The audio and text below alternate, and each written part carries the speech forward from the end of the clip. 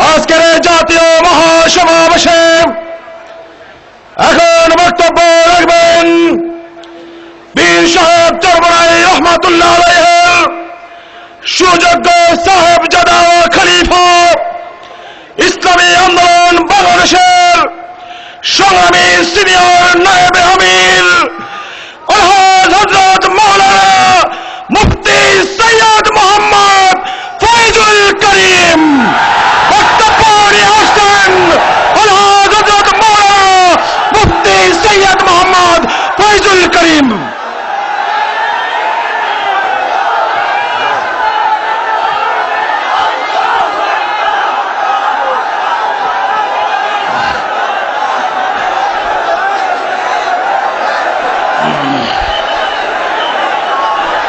আসসালামু আলাইকুম ওয়া রাহমাতুল্লাহি ওয়া বারাকাতুহু।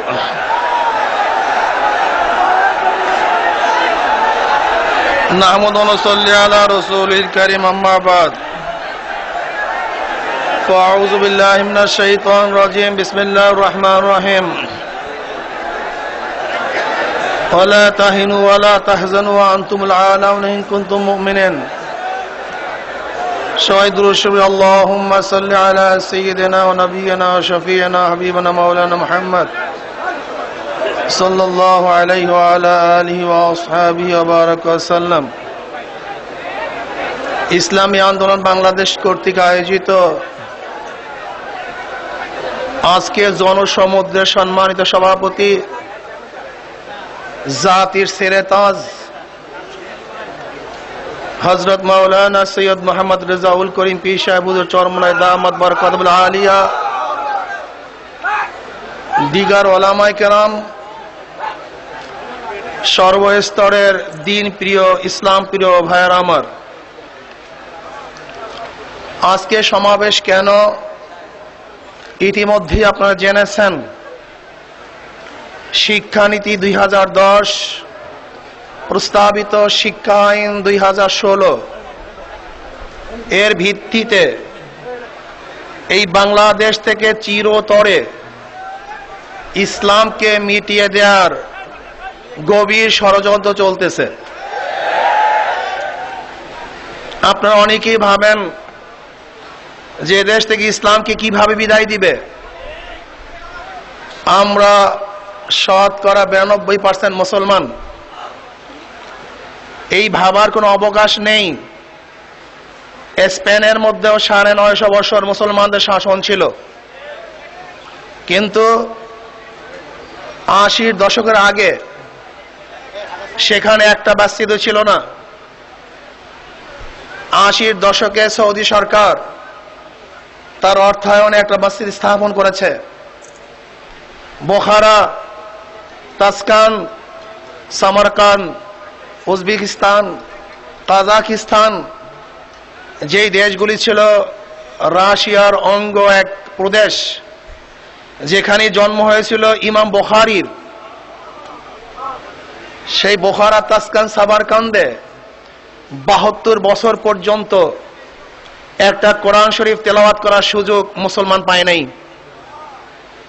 কোন দোকানের মধ্যে, লাইব্রেরির মধ্যে কোরআন শরীফ বিক্রি হতো না। শুধু তাই নয়, আপনারা জানেন ইরান, যে ইরাক ছিল হযরত আলী রাদিয়াল্লাহু তাআলা খেলাফতের রাজধানী, তাতারিরা সেই ইরাক দখল করে 10 লক্ষ মুসলমানদের মাথা দিয়ে মিনার গড়েছিল। আপনারা জানেন তুর্কিস্তান, মুসলমানের শেষ খেলাফত 750 বছর পর্যন্ত মুসলমানের খেলাফতের ভিত্তি ছিল তুর্কিস্তান। সেখানে কামাল আতাতুরের মতো এক নাস্তিক রাষ্ট্রপ্রধান হওয়ার পরে এই বর্তমানে যে শিক্ষা নীতি প্রতিষ্ঠিত করার পায় তারা আওয়ামী লীগ সরকার করছে, সেই কুদরাতি খোদার শিক্ষানীতি বাস্তবায়ন করে 8ম শ্রেণী পর্যন্ত একটা মুসলমান বাচ্চাকে কোরআন শিক্ষা দেওয়ার ব্যবস্থা রাখা হয় নাই, কলেমা শিক্ষা নেওয়ার ব্যবস্থা করা হয় নাই। আপনারা জানেন এই বাংলাদেশ কোন খ্রিস্টানদের দেশ নয়, এই বাংলাদেশ কোন ইহুদিদের দেশ নয়।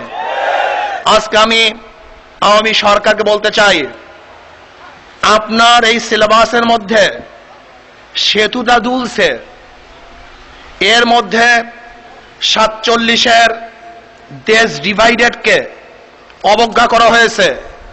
শুধু তাই নয়, যদি 47-এ দেশ ডিভাইডেড না হতো তাহলে লাল সবুজের পতাকা আজকে আমরা কোনোদিন দেখতে পারতাম না।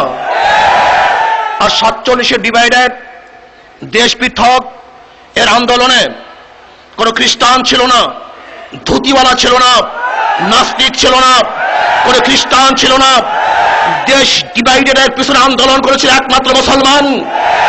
এই মুসলমানের আন্দোলনের প্রেক্ষিতেই এই দেশ ডিভাইডেড হয়েছিল। তৎকালীন সময় যদি পাকিস্তান নামে একটা ভূখণ্ড আমরা না পেতাম তাহলে 71-এ বাংলাদেশ কোনোদিন স্বাধীন হতো না। আমার জ্ঞানী মানুষেরা, আপনাকে বুঝতে হবে 47-এ আজকে বাংলাদেশ নামে এই ভূখণ্ড যদি ভারতের সাথে এক থাকতো আর জম্মু কাশ্মীর, জম্মু পাঞ্জাবকে যদি পাকিস্তানের সাথে মিলিয়ে আর আমাদেরকে যদি ভারতের সাথে মিলিয়ে দেওয়া হতো তাহলে কিয়ামত পর্যন্ত আন্দোলন করতে পারতাম, কিন্তু বাংলাদেশ নামীয় স্বাধীন দেশ আমরা কোনোদিনও পেতাম না। সেই সময় সবচেয়ে বেশি বিরোধিতা করেছিল হিন্দুরা। শুধু তাই নয়, যখন বাংলাদেশে 1911 সনে লর্ড এসেছিল তখন নওয়াব সলিমুল্লাহ প্রস্তাব দিয়েছিলেন ঢাকাতে একটি ইউনিভার্সিটি স্থাপন করার জন্য, কিন্তু কাদের প্রতিবাদের কারণে এই রবি ঠাকুরও তখন প্রতিবাদ করেছিল যেন বাংলায় ইউনিভার্সিটি না হয়, তাহলে মুসলমান বাঙালিরা তারা শিক্ষিত হবে, উচ্চ শিক্ষায় শিক্ষিত হবে, ক্যালকাটা ইউনিভার্সিটি স্থাপন করা হোক। 1911 সনে বাংলাদেশের এই ভূখণ্ডের মধ্যে রাজধানীর বুকে যেই ইউনিভার্সিটির প্রস্তাব হয়েছিল একমাত্র হিন্দুদের প্রস্তাবেই বিরোধিতার কারণেই সেই 1911 সনে বাংলাদেশে ইউনিভার্সিটি স্থাপন করা সম্ভব হয় নাই। সেই ইউনিভার্সিটি স্থাপন করা হয়েছিল 1921 সনে নওয়াব সলিমুল্লাহর প্রস্তাবে। কোন খ্রিস্টান, কোন হিন্দু, কোন নাস্তিকদের প্রস্তাবে এই ইউনিভার্সিটি করা হয় নাই। কাজে ইউনিভার্সিটি মুসলমানদের ইউনিভার্সিটি, এখানে কোনো নাস্তিক থাকতে পারবে না। এই ইউনিভার্সিটি কোন বেঈমানদের ইউনিভার্সিটি না। এই ইউনিভার্সিটি নওয়াব সলিমুল্লাহর নিজের জমিতে স্থাপিত ইউনিভার্সিটি, মুসলমানদের প্রস্তাবিত ইউনিভার্সিটি। এটা নাস্তিকদের জায়গা না, মুসলমানদের জায়গা।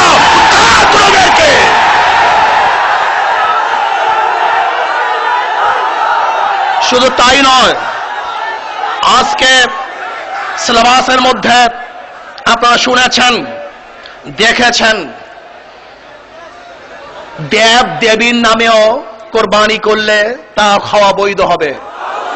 এইটা শেখ হাসিনার জন্য খাওয়া বৈধ হতে পারে, কোনো মুসলমানের জন্য বৈধ নয়।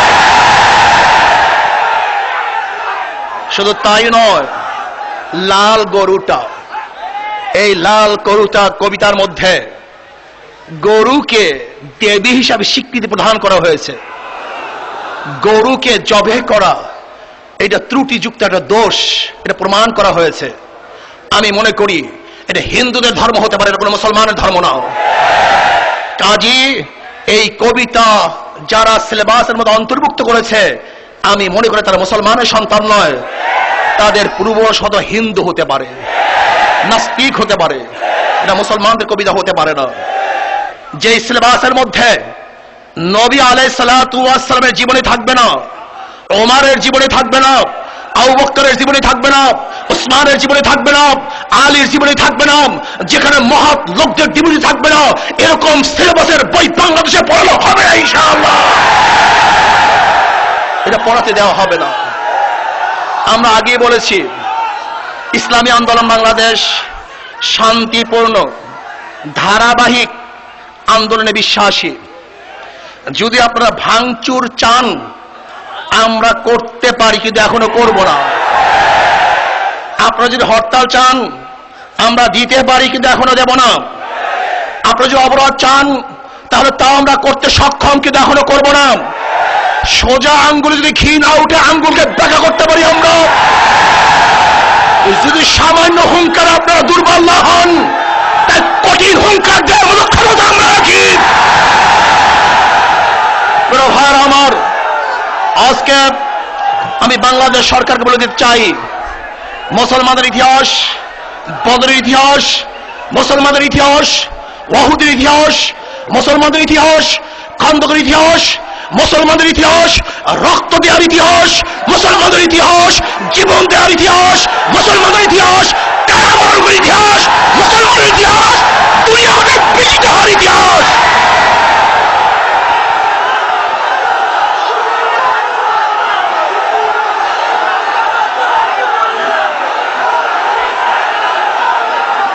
আওয়ামী সরকার, আমরা আপনাদেরকে অনেক আগে হুঁশিয়ার করে দিয়েছিলাম, ইসলামী আন্দোলন বাংলাদেশ তারা শুধু রাজনীতি করে, ইবাদত করে। আমরা এখানে ইবাদতের ময়দানে এসেছি। আমি বিশ্বাস করি, ওয়ান আবি হুরায়রা রাদিয়াল্লাহু তাআলা আনহু قال قال رسول الله صلى الله عليه وسلم مثل المجاهد كمثل الصائم القائم القانت لا يفطر من صيام ولا صلاة حتى يرجع المجاهد في سبيل الله। আমি বিশ্বাস করি, ঘরের থেকে রওনা করছি, এখানে এসেছি, ঘরে ফেরার আগ পর্যন্ত প্রত্যেকটা সময় আমাদের আমলনামায় নেকি লেখা হতে থাকবে ইনশাআল্লাহ। মুসলমান তাদের বুলেট বুকে লাগে, পিঠে লাগে না। মুসলমান মাজ মুআইয়্যিদের গোষ্ঠী, মুসলমান হযরত ওমরের গোষ্ঠী, মুসলমান হযরত আলীর গোষ্ঠী, মুসলমান হযরত ওমরের গোষ্ঠী, মুসলমান শাহজালালের গোষ্ঠী, শাহজালালের গোষ্ঠী, হযরত ফজলুল করিমের গোষ্ঠী, ইসহাকের গোষ্ঠী, ওদের রক্ষা করা হবে ইনশাআল্লাহ।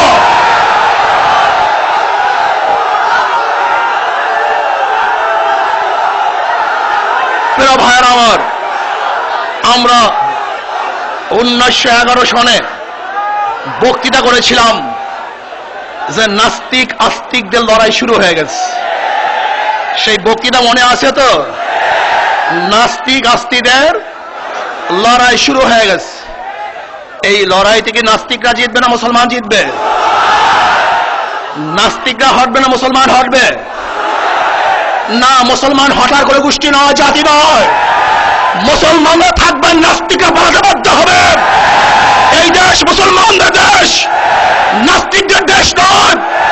যদি পারো তাকে ভেঙে যাও, আর ভাগার সময় না পেলে তোমাদের রাস্তা বন্ধ করে দেওয়া হবে, ভারতের বর্ডার বন্ধ করে দেওয়া হবে, অলিগলি বন্ধ করা হবে, নাস্তিকদের তা হবে ইনশাআল্লাহ।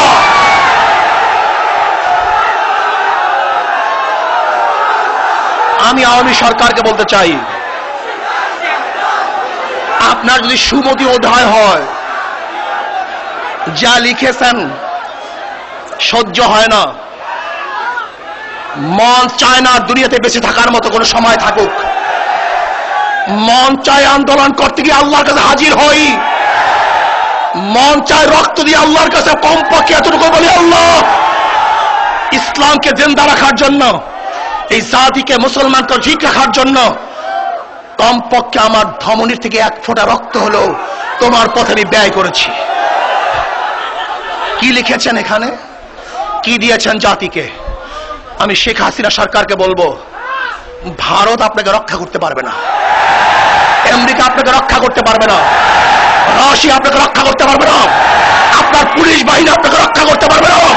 আপনার কামান বুলেট উৎখাত করা হবে, বিপ্লব করা হবে, উৎখাত করা হবে, ইসলাম বিজয় হবে ইনশাআল্লাহ।